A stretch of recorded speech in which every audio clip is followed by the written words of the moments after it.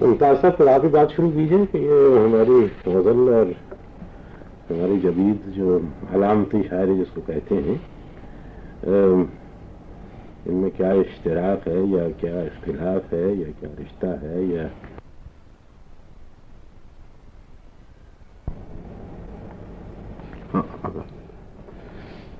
ممتاز صاحب آپ ہی شروع کیجیے آج اس قصے کو کہ یہ ہماری غزل اور ہماری جو بالکل جدید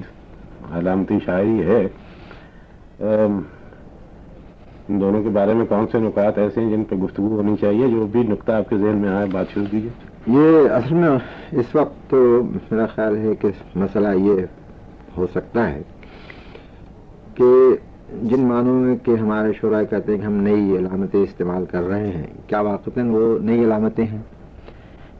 اور یہ کہ وہ پرانی علامتیں ہیں، کچھ نئے مفاہیم ان کے ذہن میں اس سے وابستہ ہو گئے ہیں۔ دوسری چیز یہ ہے کہ یہ تو ایک جدید اصطلاح ہے جسے علامت کا استعمال کہتے ہیں، کیا اس سے پہلے ہماری شاعری میں علامتیں استعمال نہیں ہوتی تھیں، اور اگر ہوتی تھیں تو ان کے لیے کیا یہی لفظ استعمال کرتے تھے یا کوئی اور لفظ؟ تو میں یہ سمجھتا ہوں کہ ہماری شاعری میں ہمیشہ سے جن معنوں میں کہ علامت کا لفظ آج استعمال کیا جا رہا ہے، ہمیشہ سے علامتیں استعمال کی جاتی رہی، لیکن اس کے لیے ان کے لیے وہ استعارے کا لفظ استعمال کرتے تھے، کبھی تلمیح سے بھی اس مفہوم کو پورا کر لیتے تھے۔ اصل میں قصہ یہ ہے کہ استعارہ ہمارے ہاں کی بہت سی قسمیں، 13-14 قسمیں استعارے کی بتائی گئی۔ یورپ کے لغت میں استعارے کی اتنی قسمیں نہیں، اور جتنے باریک فرق ہمارے یہاں واضح کیے گئے ہیں۔ لیکن ہمارے ہاں یہ کچھ استعارے کی بات تو نہیں ہے، ہمارے ہاں تو ہر چیز کو انہوں نے قاعدہ قانون اور اس کے مختلف قسم کی اقسام اور یہ کیے ہیں۔ تو میں انہی چیزوں کی طرف اشارہ کر رہا تھا کہ اس میں ایک استعارے مجردہ بھی ہے جو بالکل نہ اس کے اندر کوئی تصریح ہوتی ہے نہ کنایہ مہیا نہیں کرتے، اور تو میرا خیال ہے کہ بہت کچھ مفہوم جو ہے سمبل کا یا علامت کا استعارے مجردہ سے بھی ادا ہو سکتا ہے۔ لیکن بہرحال اب یہ چیز ہمارے لغت میں مثال آپ ذرا دیں۔ استعارے مطلب کہ اس کو یوں کہہ سکتے ہیں کہ مثلا یہ کہ ہمارے ہاں خضر کا لفظ استعمال ہوتا تھا،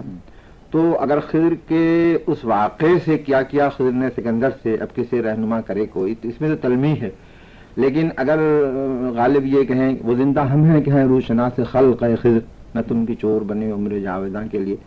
تو وہاں بھی عمر جاویداں کا ایک سمبل کی حیثیت سے خضر کو استعمال کیا گیا۔ مطلب یہ ہے نا کہ اور جہاں کہیں اگر مجرد تو نہیں ہوا، نہیں مطلب کہ وہ تصریح یعنی خضر کی کوئی شخصیت تاریخی تو نہیں ہے،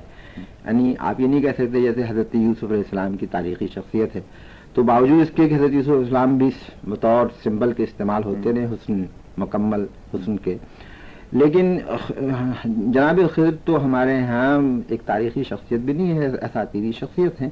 تو مگر یہ کہ اس کا تصور ایسا لے لیا گیا کہ جیسے عمر جاویداں کے حامل ہیں، کبھی اس طرف ذہن گیا کہ وہ رہنمائی کرتے ہیں، تو اس طریقے سے ایک ہمارے ہاں ایک تلمیح اصلاً یہ چیز تھی، لیکن استعارے کا کام بھی اس نے دیا ہے۔ اسی طریقے سے ہم جو ہیں جب غالب کے یہ اشعار پڑھتے ہیں، مطلب ہے ناز و غمزہ والے گفتگو میں کام چلتا نہیں ہے دشنا و خنجر کہے بغیر، تو دشنا و خنجر استعاری ہی ہے، لیکن کبھی کبھی اب دور حاضر میں تیشہ کا لفظ اس طرح سے استعمال ہوا ہے کہ استعارے سے وہ بڑھ کر میرا خیال ہے سمبل بن گیا ہے۔ مثلا دیکھیے مجھے ایک مصرع مخدوم کا یاد پڑ رہا ہے، تیشہ چمکاؤ کہ کچھ رات کٹے،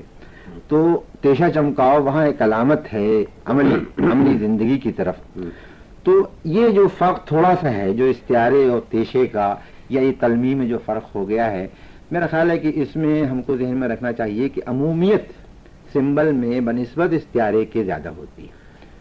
یعنی آپ کے غالباً اگر میں غلط نہیں سمجھا ہوں تو کہ علامت کے معنی ایک طریقے سے تو آپ سمجھتے ہیں کہ زیادہ وسیع ہیں اور دوسرے طریقے سے زیادہ محدود ہیں، اس لیے کہ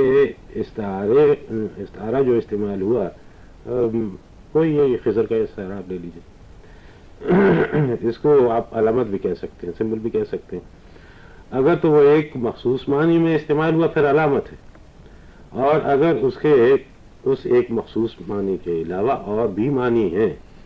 مثلا خضر ایک تو عمر جاویداں ہیں ان کے ساتھ، وہاں تک تو وہ علامت ہے، ٹھیک ہے، یا یہ کہ وہ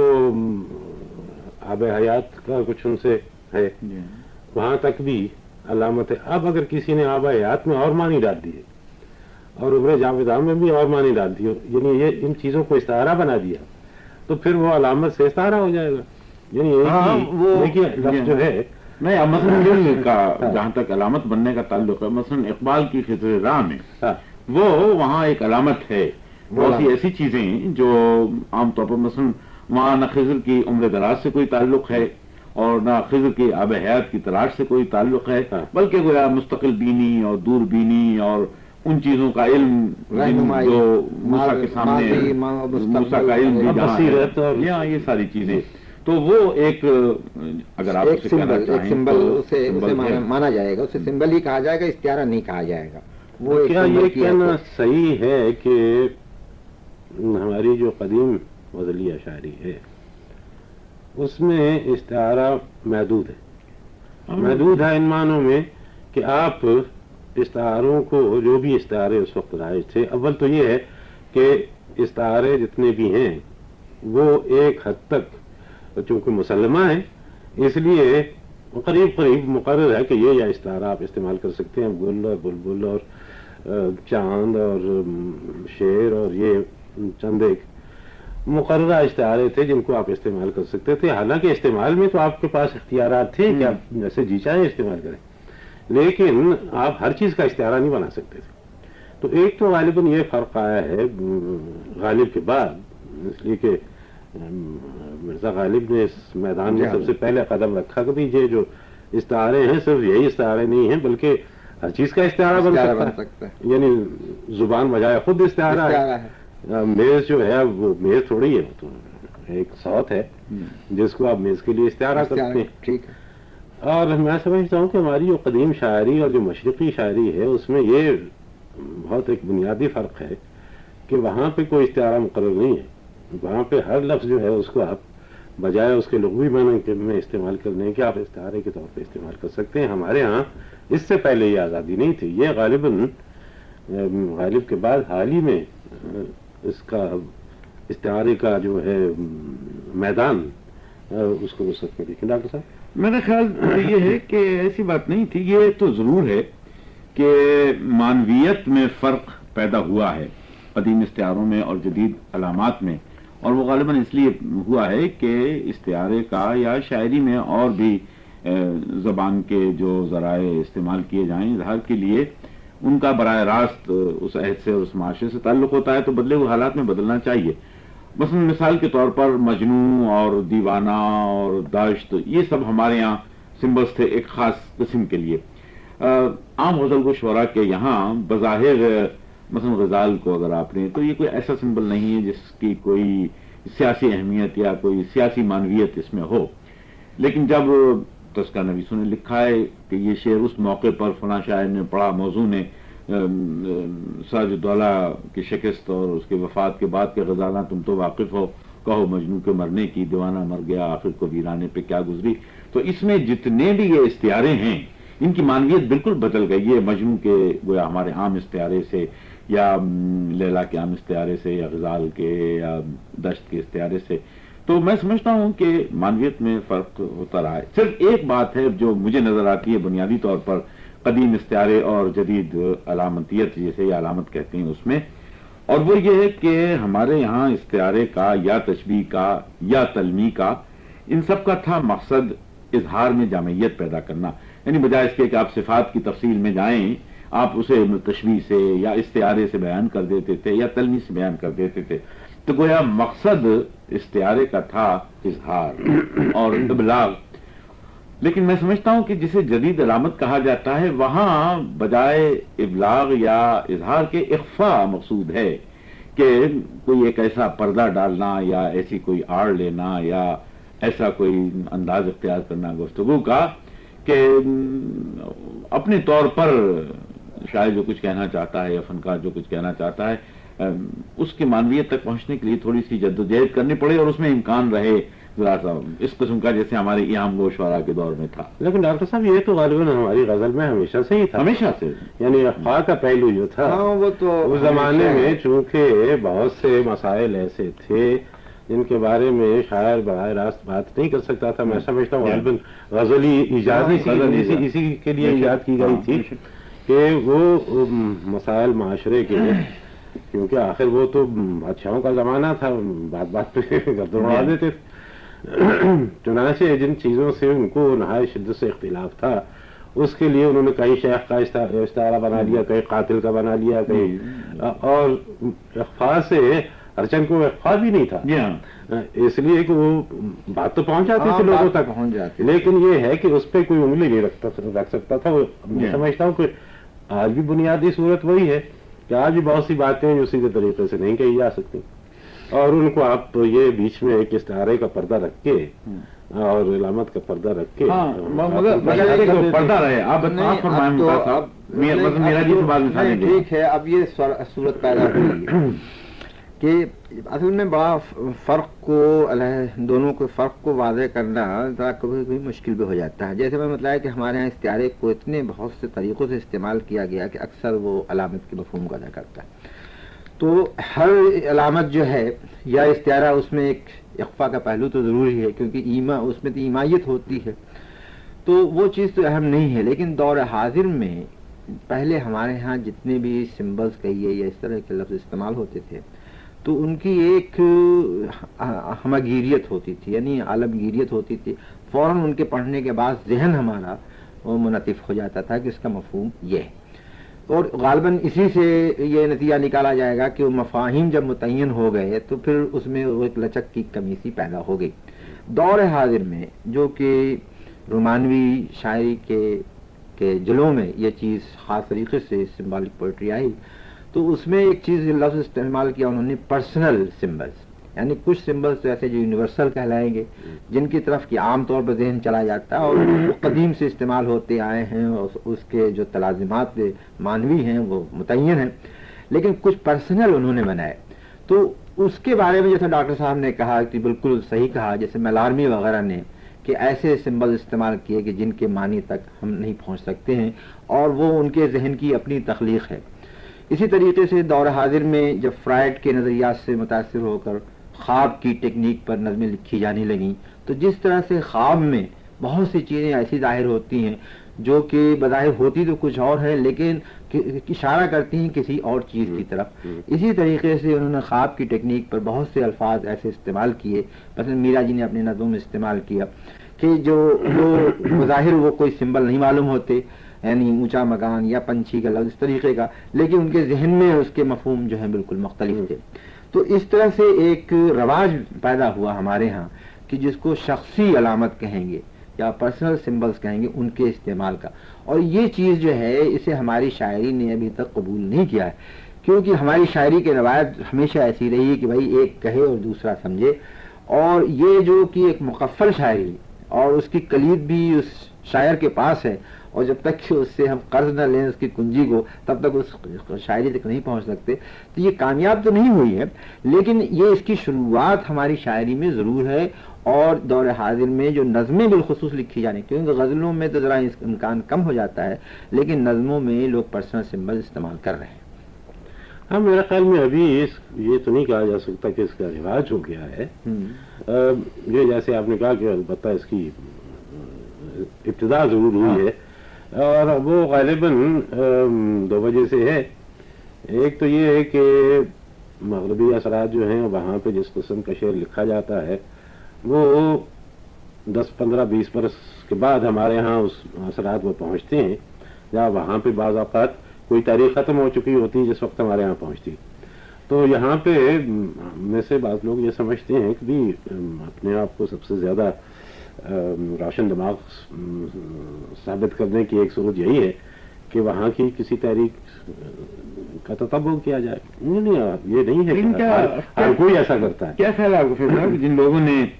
ہمارے یہاں اس قسم کی سمبلزم یا علامتیت یا اشاریت اختیار کی ہے,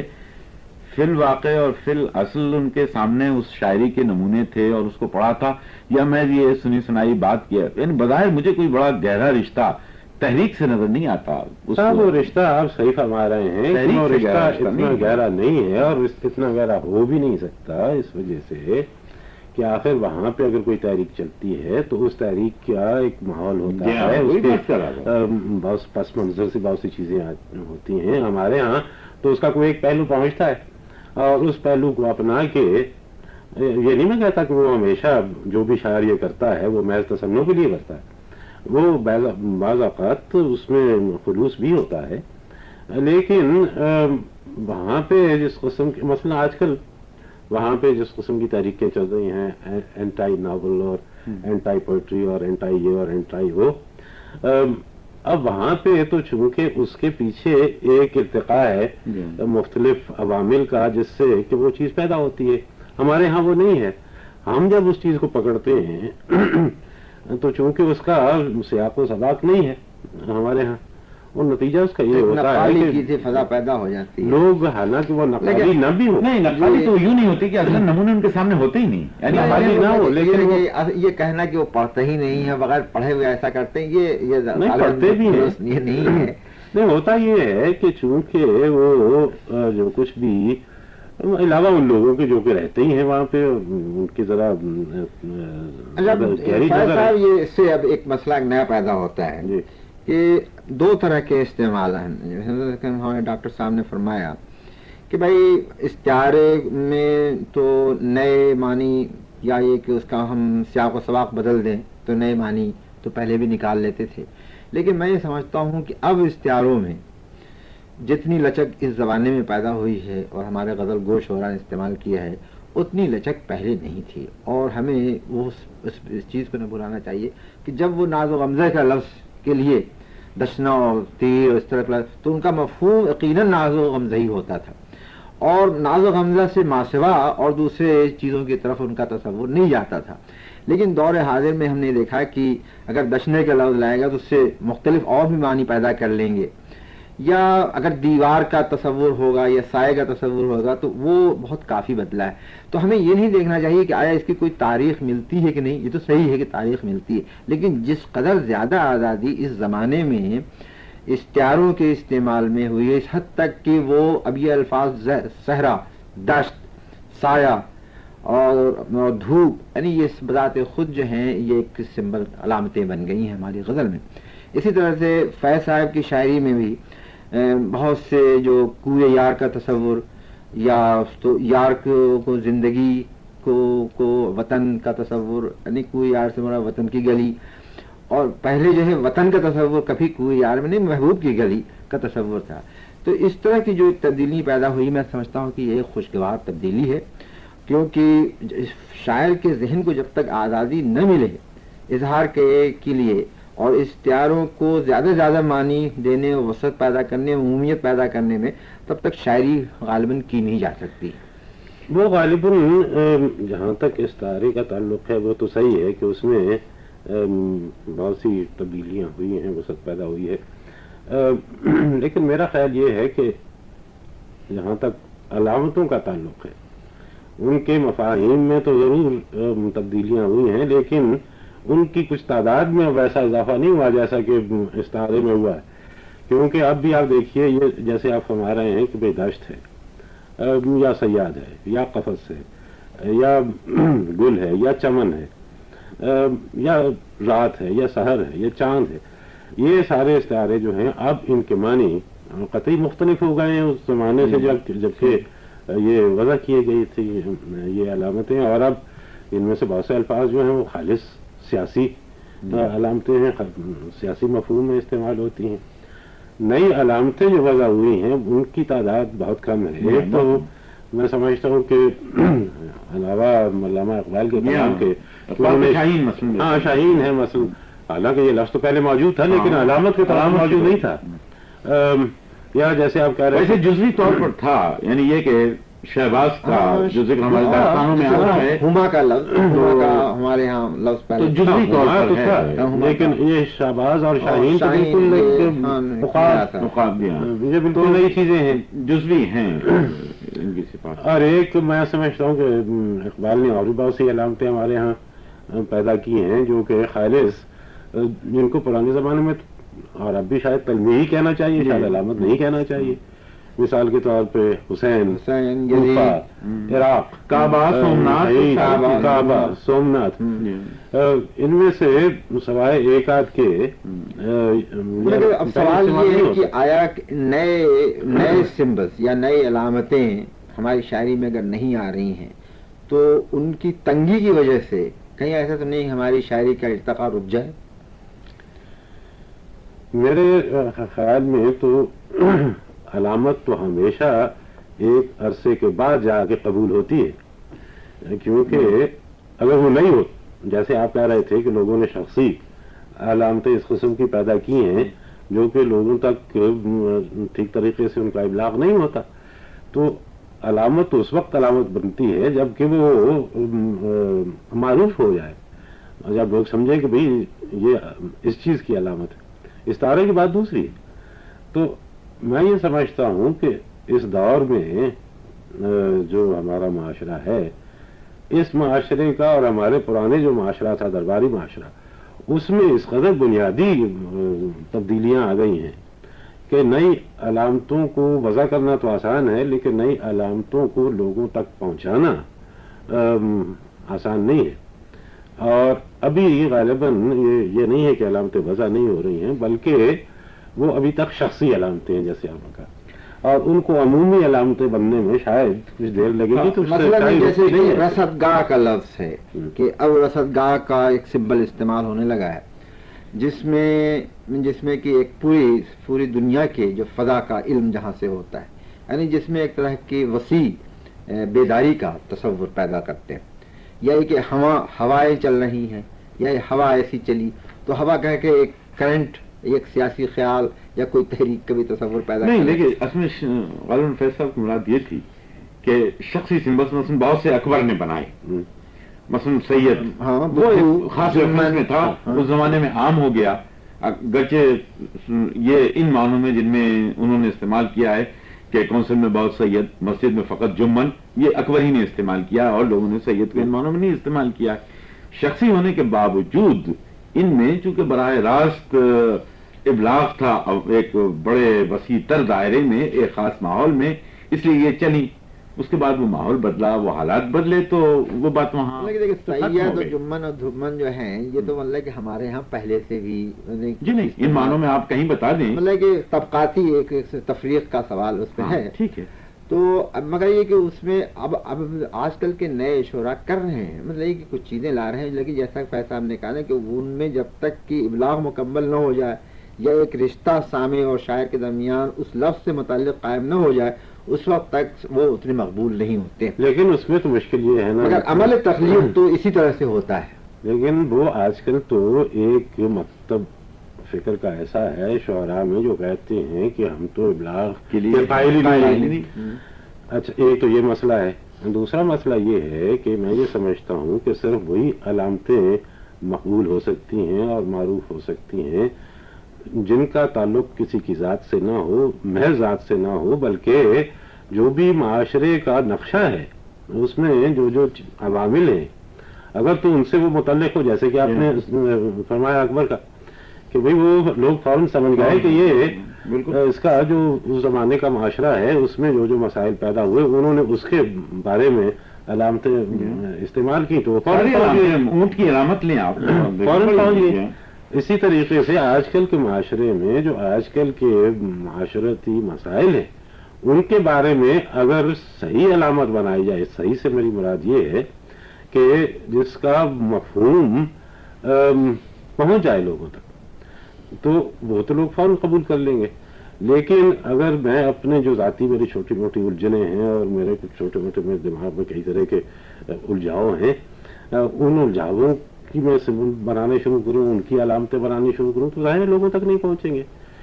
اب بعض حضرات کہتے ہیں کہ نہیں یہ تو شاعری یہی ہے، باقی تو ہم مانتے ہی نہیں. یہ تو بنیادی نقطہ نظر کا ایک فرق. اچھا، اسے بھی تسلیم کر لیا جائے تو اب ایک نئی بات پیدا ہوتی ہے، وہ یہ کہ کیوں نہیں ہم زیادہ سے زیادہ قدیم ادب سے استفادہ کریں. مثلا یہ کہ جیسے یورپ میں اس قدر جو سمبل استعمال کیے گئے تو یونانی اساطیر سے زیادہ اخذ کیے گئے. اسی طریقے سے کیا یہ ممکن نہیں ہے کہ ہم جتنا بھی اساطیری ادب مشرق کا ہے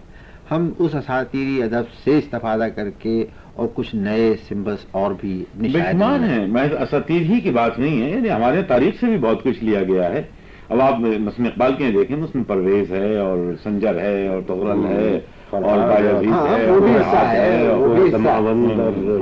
وہ بھی حصہ ہے، لیکن اساطیری ادب بھی مشرق کا اگر استعمال کریں تو کیا حرج ہے؟ ہاں، مگر سوال یہ نا کہ اس میں پھر وہی بات پیدا ہوگی جو فیصلہ فرما رہے تھے کہ بھائی بشرطے کے اساطیری ادب کے ان کرداروں سے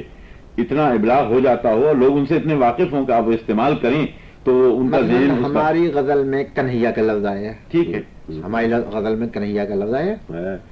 اور کنہیا سے ایک مفہوم پیدا ہوتا ہے. صحیح ہے. اچھا، اسی طریقے سے اور بھی بہت سی چیزیں جو ہیں ہم نے استعمال کی ہیں. راکشس کا لفظ راگا بھی ہے، راگا بھی ہے، تو اس طرح سے اسی طریقے سے ایرانی اساطیر سے رستم و سہراب اور یہ پرویز اور شیریں یہ سب استعمال ہوتے رہے. اور عربی جو اساطیر ہیں ان سے بھی زرقاوی آیا ہے اور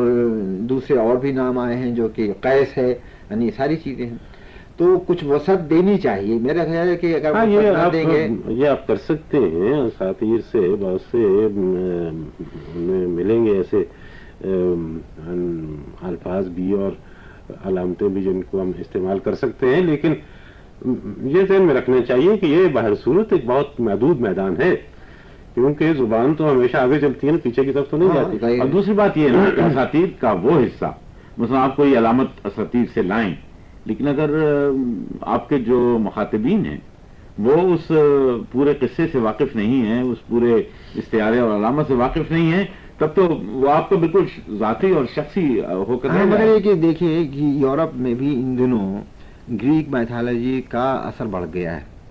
اور بہت سی ایسی علامتیں جو پرانی تھیں بالکل سیسیفس وغیرہ، تو اب ان پر ناول بھی لکھے جا رہے ہیں اور اس طریقے سے ذہن جاتا ہے کہ جیسے بالکل ہم جانتے ہیں کہ یہ اس کے پیچھے کیا حکایت ہے. تو اس طرح کی چیز میں فائدہ یہ ہے کہ ایک سمبل جب ہو جاتا ہے تو تشریح کرنے کی ضرورت نہیں پیدا ہوتی اور تشریح سے شاعری ایک بوجھل چیز ہو جاتی ہے اور ہر جگہ ظاہر ہے کہ شاعر تشریح سے کام نہیں لے سکتا، اشارتاً اور کنایتاً اپنے مفہوم کو ایک لفظ میں پوری ایک کہانی کو سمیٹ لے جاتا ہے. پھر تو اساطیر سے سمبل لینے میں اور بھی دقت ہو گئی، اس لیے کہ پھر تو آپ کو تشریح کرنا ہی پڑے گی. نہیں، ایک حد تک تو جو آپ فرما رہے ہیں یہ ایک حد تک تو یہ جدید شعراء نے کیا بھی ہے. اب مثلا راشد کو لیجیے، سلیمان اور سبا اور بہت سی چیزیں انہوں نے استعمال کی ہیں. اور اس کے علاوہ غزل میں بھی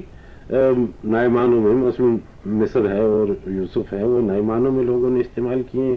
اسی طریقے سے ایک حد تک تو لوگوں نے رجوع کیا ہے اس ذخیرے کی طرف جو کہ پہلے ہمارے ہاں موجود تھا. لیکن بات وہی کی وہی رہتی ہے کہ وہ آپ اس کو ایک حد تک ہی اس کو استعمال کر سکتے ہیں اور اس کا ایک ہی حصہ آپ کو ایسا ملے گا جو کہ معاشرے کے جو جذبات اور خیالات اور تخیلات اور یہ وہ چیزیں ہیں جو ان کے ساتھ مطابقت رکھتا ہو. صحیح ہے. جس کی مطابقت نہیں ہے اس کا ابلاغ نہیں ہو سکے گا. تو اصل مقصد جو ہے وہ وہی رہا کہ استعارے کا یا علامت کا ابلاغ ہے، اور اگر وہ ابلاغ ہو جاتا ہے تو پھر استعارہ اپنے معنی میں کامیاب ہوتا ہے. لیکن یہ جو فرق آپ نے فرمایا تھا شخصی والا، یہ بات آگے نہیں چلتی. یعنی یوں تو شخصی تو وہ عام استعارہ بھی شخصی ہی ہوتا ہے. مثلا غالب کے آپ دیکھیں اور شعراء کے مقابلے میں آتش اور اس سے متعلقہ استعارے زیادہ ہیں. استعارہ شخصی تو یوں ہو سکتا ہے کہ اس میں جامع عقلی موجود ہوتا ہے، کوئی کنایا ایسا موجود ہوتا ہے جس سے کہ اس کی طرف مستعلح کی طرف ذہن جاتا ہے. لیکن بعض جو بالکل نفسیاتی قسم کے جو سمبل استعمال کیے گئے اس میں جامع عقلی تو کچھ نہیں ہوتا، ایک منمانی سی بات ہوتی ہے. تو ظاہر ہے کہ اس کی کوئی گنجائش تو نہیں ہے، لیکن اگر کہیں کوئی چیز ایسی نئی بھی پیدا کی جائے جس میں کہ انسان کا ذہن منعطف ہو سکے، بیچ میں جو چھوٹ جاتے ہیں لغوی معنی اور وہ جو آپ نے